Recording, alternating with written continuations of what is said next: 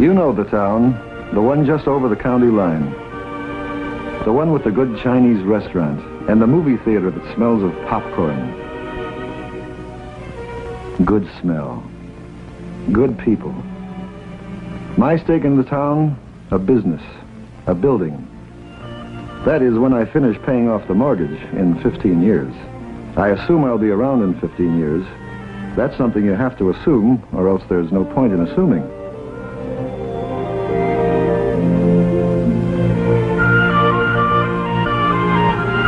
No one thinks about it much anymore. Too many crises, too many scares. So we push it to the back of our minds, where it waits, staring, bright-eyed, silent, more or less.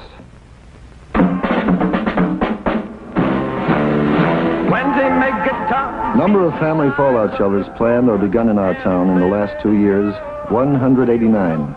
Number completed, 5. They're gonna live in my fallout shelter. Some say it was apathy, indifference. Others say it was all that talk about standing at the door of your home shelter with a gun and shooting your neighbor down if he tried to get in. That didn't sit well with our people. But the coming of the National Shelter Survey and the idea of finding community shelter for everyone seemed to put the matter in a brand new light. Schools, hospitals, commercial buildings, apartment houses. 168 potential community shelters which could accommodate our entire population, plus any additional shoppers or workers who might be in the area during an attack. The hypothesis then, Mr. Mayor, is a nuclear attack. William Albemarle Groves, senior member of our Common Council, and one of the town's most trusted and respected citizens. That is the hypothesis, Mr. Groves. Unlikely, but possible from a military point of view. Your job depends upon accepting that as a premise, does it not? Dennis J. Allen, our Civil Defense Director. Shall we continue, gentlemen? By all means. The use of private structures will, of course, be up to the individual owners.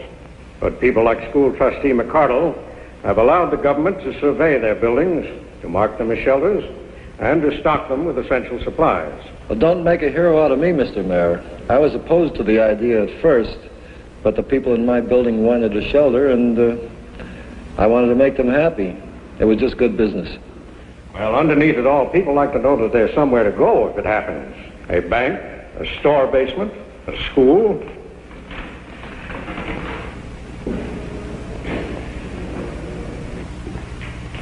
Why a school? They're located where people live. They're usually the most substantial buildings in the neighborhood. And the children are there during most of the daylight hours. That's a quarter of your population to begin with. Our 8 school buildings could protect 5,000 people from nuclear fallout. At what cost, Mr. Mayor? For Jackson High, virtually nothing. For Grammar School 2, additional ventilation at a cost of $5 per person sheltered. For Grammar Schools 1, 3, 4, 5, and 6, modifications at a cost of $40 per person sheltered. For Grammar School 7, now under construction, an additional cost of $35,000. Total cost of all modifications combined, $163,125.11. To be paid by whom? By the people, naturally. Will the doors of these shelters be thrown open to everyone? The schools always did belong to everyone.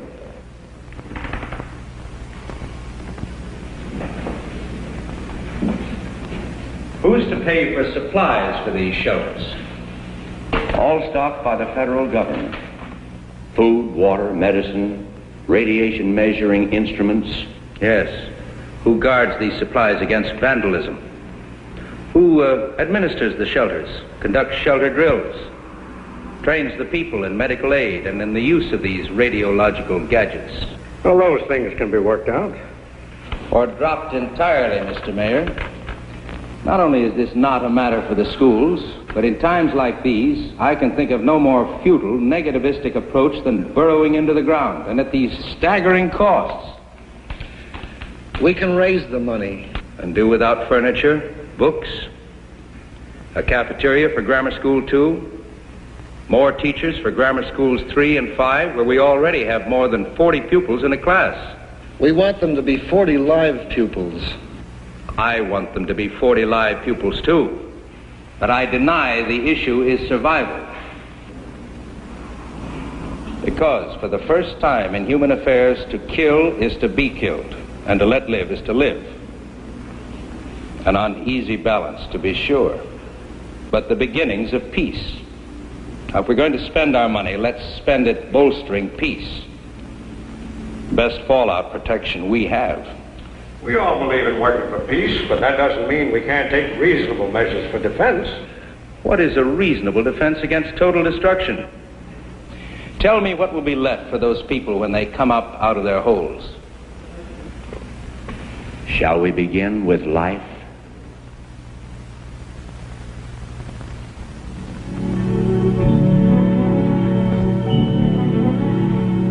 Councilman Groves, for all his strong opinions, is not an unreasonable man. He was willing, as I was, to let Mr. Allen point out exactly what changes the government thought would be needed to incorporate shelter facilities into our schools. There was a lot of technical talk, Rankins, PSIs, protection factor 100. But it all came down to something simple, the ABCs of fallout protection.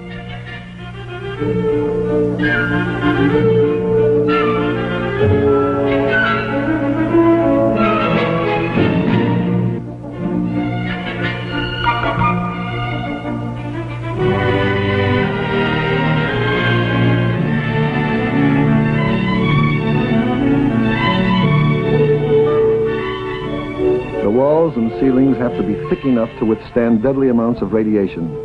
And if they're not, you make them thicker. And when all is done and you're protected by thick basement walls, you have to breathe, which means a system of ventilation.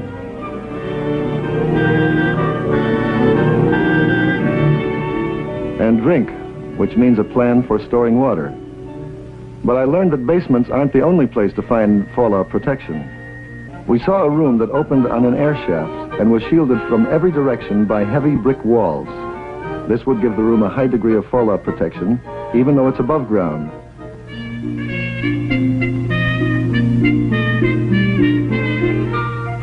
Rooms like this, and windowless rooms in the core of a building, can increase the shelter capacity quite a good deal. God grant they never have to be used.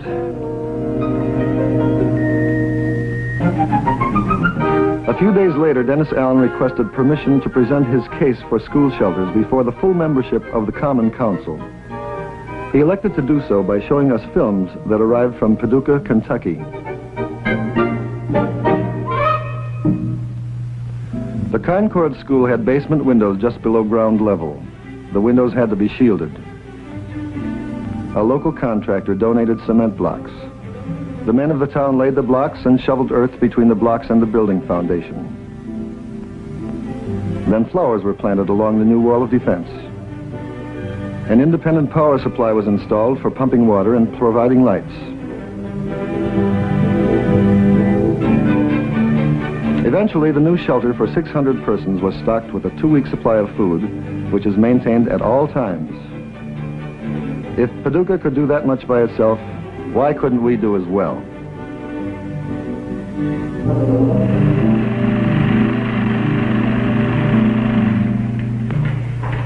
Well, gentlemen, what's your opinion?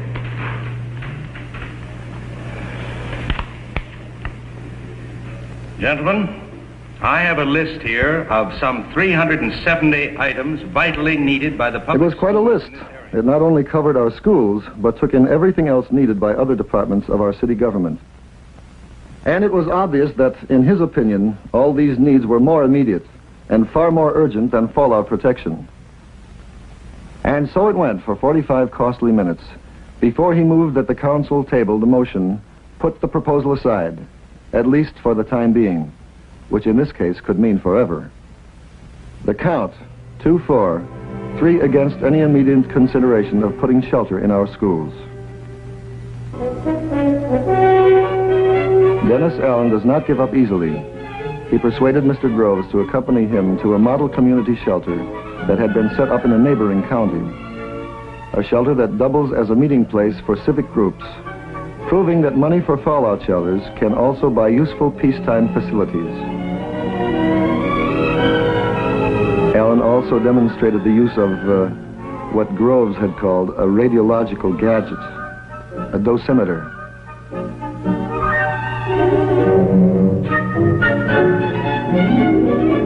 Then showed him the supplies provided by the federal government.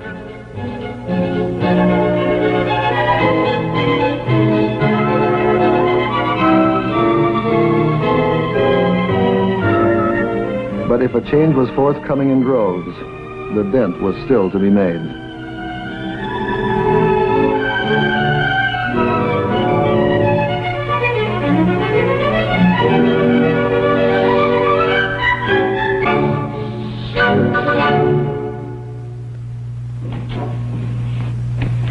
Thank you. Well, I'm sorry Mr. McCardle's out to lunch, but I'm sure I can help you. I'm flying to Capital City next Monday. I want to pick up some travel insurance. Certainly. That's Monday the 22nd. Yes. Mm-hmm. Round trip ticket? Yes. Now, who do you want as a beneficiary on this? Mrs. Alice Groves, 29 Cedar Lane. Mm-hmm. And second beneficiary? Holly Groves, age 12. Mm-hmm. Now, how much insurance do you want? Well, I should think about $500. Hello, Bill. Oh, George. I'll take over, Freddie. Fine. Thank you.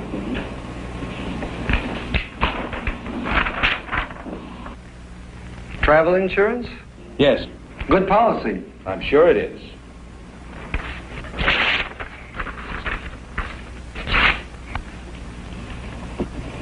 Why did you do that? Simple. I don't want you to waste your money.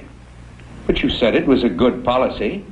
Do you realize what your chances are of being killed in an airplane crash? No. About 1 in 350,000. Practically negligible. People are killed. People are, that's true. But chances are not you with odds like that. I'm sure you can find better ways to spend your money. Well, George, I'm not doing this for myself. Yes, you mentioned your wife and child as beneficiaries. Don't they love you? Well, of course they do. How much? Very much. Well, then if you got killed, chances are they wouldn't even want to go on. Absurd. People have to go on. Even H-bomb survivors? All right. You've made your point, but my time is limited, so if you'll please get a new application. No. I wasn't fooling. I'm not going to sell you a policy. They sell them out at the airport, George, in machines. I only came here out of friendship. Show friendship to the people of this town. Give them some insurance. Did you know chickens and eggs are highly resistant to radiation? No. Very interesting. You're not thinking of building a shelter. Certainly not. You know my feelings on that subject. Yes. As if man could bury his head in the ground and hide from responsibility. Some people have different ideas of responsibility. Yes, I'm familiar with the wide variations that exist in that area. Mrs. Wakeman told me they're putting a shelter in her apartment house. If they want to build shelters in their homes, that's fine with me. But why a school, a place for enlightenment, should suddenly become a center for war preparations? I'll tell you why. If we had a shelter and something happened while Holly was in school, do you think I could stay in the shelter? Not knowing what was happening to my child, whether or not she was protected, I would run to that school to be with her. And nobody could stop me, Bill. Nobody.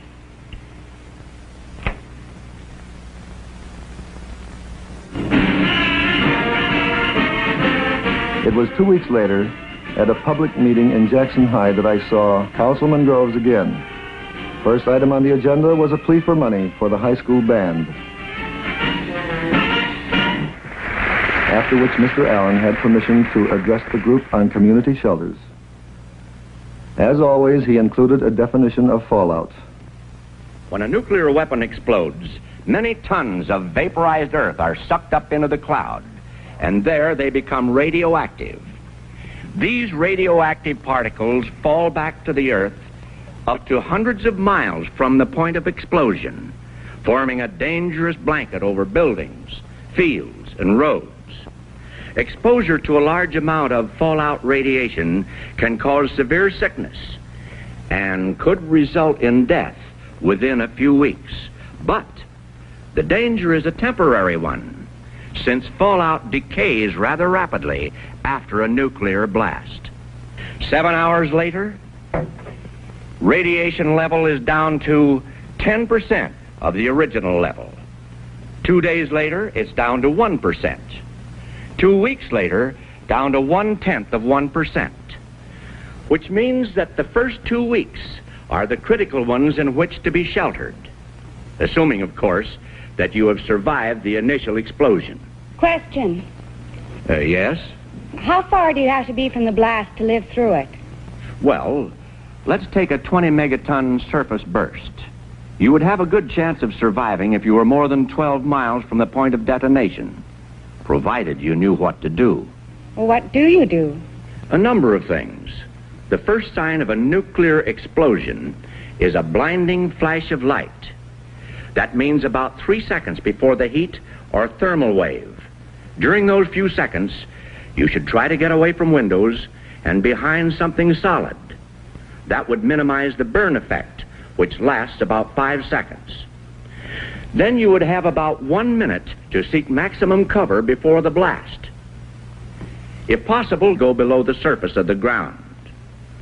After the blast is over, the fallout will not begin for at least 30 minutes. Time to reach a shelter where you can remain for several days. How do you know when to come out? In a private shelter, you'd be notified by radio announcement.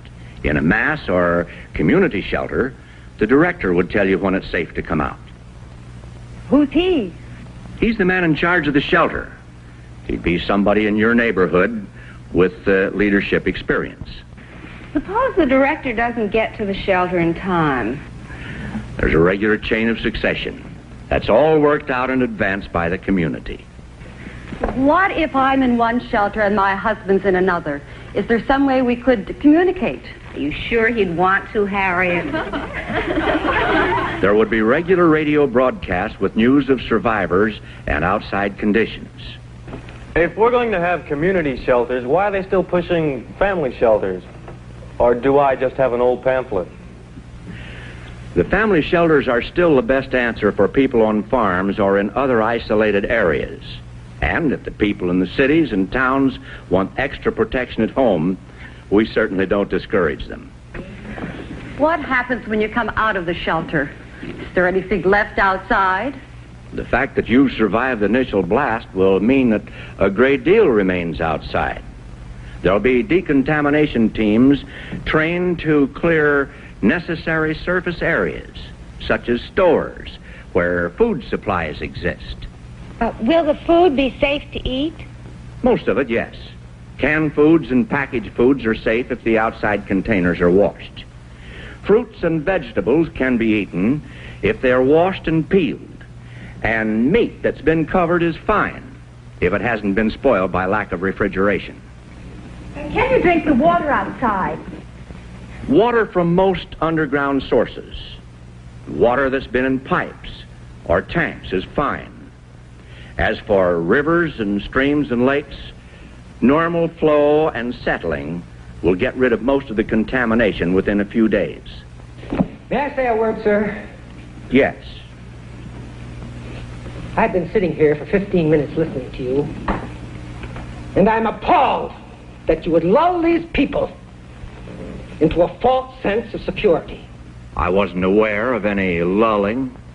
Why, you gave me the impression that we would be safe in these so-called community shelters. Safe from fallout, yes. Is it not a fact that blast and fire are by far the most deadly of all thermonuclear effects? And that when the bomb hits, our homes will be pulverized? That would happen within a few miles of the burst, in a direct target area. I'm speaking of places where there are survivors. Do you mean to imply that we would not be a direct target area? I don't know whether we would or whether we wouldn't. Not a direct target area with our up-to-date chemical plant and our modern county airport only 2 miles away? I can tell you from reliable sources that the enemy wouldn't have enough weapons to hit every plant and every population center in the United States. And I say we're a prime target area, sir, and that nothing can save us. You're making a lot of assumptions, sir. I'd like to point out that... May I have your attention, please? Please, may I have your attention?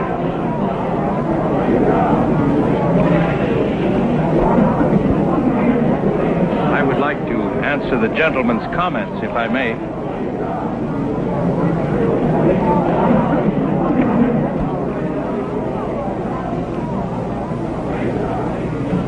Sir, your remarks are familiar to me. I have thought them myself. I have felt them myself. The feeling of futility, of doom. And I have felt the opposite, too. The sureness that it could never happen. That it was much too horrible to happen. Then one day, realized that these two apparently opposite views had much in common. Both led to complete inaction. Both allowed me the leisure of doing nothing of my unique predicament as a 20th century man. I had faced two possibilities: world peace and world destruction. I was notably reluctant to face the third, the possibility of a nuclear war in which some will survive. The most difficult of all to face because it requires intense preparation, sacrifice, money, for a day we hope will never come. If it doesn't, and the world is spared, who will care how much these things have cost? If it comes, and we are ready, then whatever we have spent beforehand will be cheap. You might say a form of insurance. Ladies and gentlemen, I ask your assistance in financing the construction of shelters in our public schools.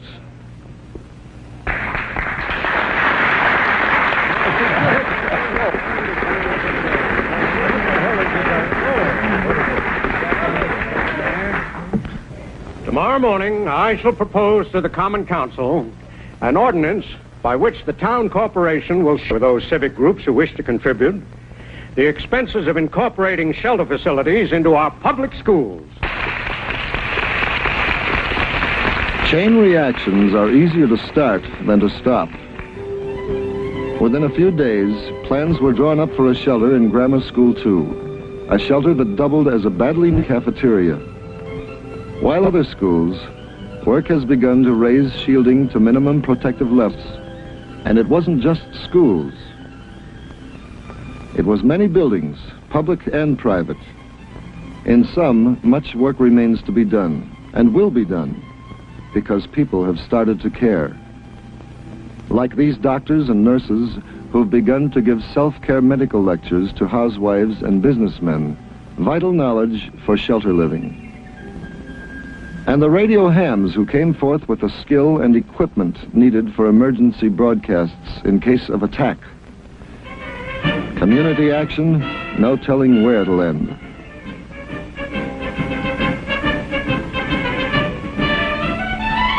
You know the town, the one just over the county line, the one with a good Chinese restaurant, and the movie theater that smells of popcorn. Come around and have some. We'll be here.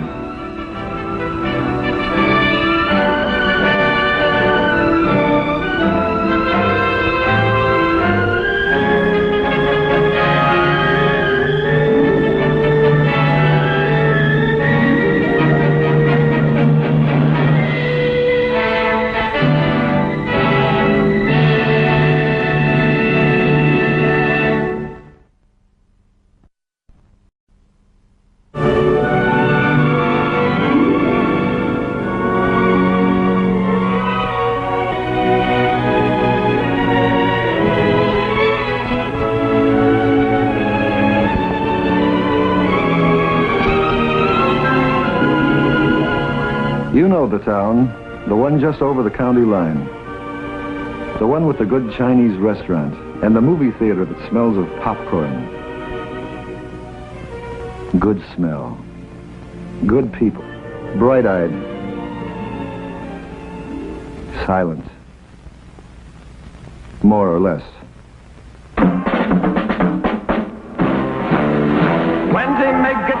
Number of family fallout shelters planned or begun in our town in the last 2 years, 189. Number completed, 5. They're gonna live in my fallout shelter. So if you want... Some say it was apathy, indifference. Others say it was all that talk about standing at the door of your home shelter with a gun and shooting your neighbor down if he tried to get in. That didn't sit well with our people. But the coming of the National Shelter Survey and the idea of finding community shelter for everyone seemed to put the matter in a brand new light. Schools, hospitals, commercial buildings, apartment houses. 168 potential community shelters which could accommodate our entire population, plus any additional shoppers or workers who might be in the area during an attack. The hypothesis then, Mr. Mayor, is a nuclear attack. William L. My stake in the town, a business, a building. That is when I finish paying off the mortgage in 15 years. I assume I'll be around in 15 years. That's something you have to assume, or else there's no point in assuming.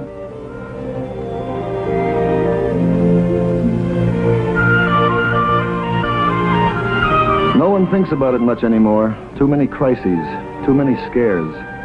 So we push it to the back of our minds, where it waits, staring. Albemarle Groves, senior member of our Common Council, and one of the town's most trusted and respected citizens. That is the hypothesis, Mr. Groves. Unlikely, but possible from a military point of view. Your job depends upon accepting that as a premise, does it not?